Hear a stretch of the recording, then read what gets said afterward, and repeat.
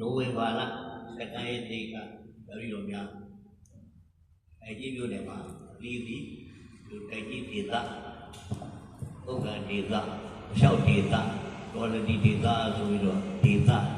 ၄ခုဖွဲ့ပြီးတော့အသီးသီးဖွဲ့စည်းခဲ့ပြီးပါပြီခင်ဗျာဖွဲ့စည်းပြီးတဲ့စည်ရေးစာအုပ်ကိုလည်းပဲအဖွဲ့ဝင်များအားလုံးစက္ကန့်တာပြီးဖြစ်တဲ့အတွက်ကြောင့်သိရှိပြီးဖြစ်ကြပါပါခင်ဗျာအဲကြောင့်အခုဒီတိုင်းကအခုရောက်လာတဲ့စာရဆိုလို့ရှိရင်တော့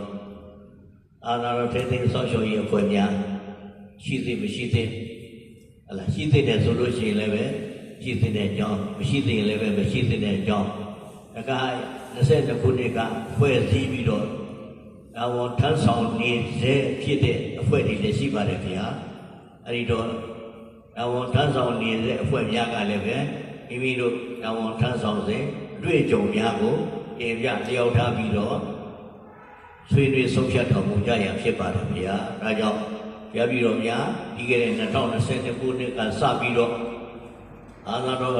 ထိသိဆောက်ရှောက်ရေးအဖွဲ့များဖွဲ့စည်းပြီးခဲ့သည့်အားလျော်စွာ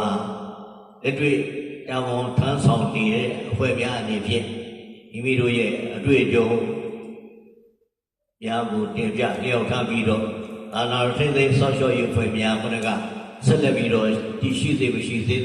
ဆိုတဲ့အချက်ကိုလည်းပဲဝိုင်းဝန်းပြီးတော့ဆွေးနွေးဆုံးဖြတ်တော်မူကြရဖြစ်ပါတယ်ဗျာ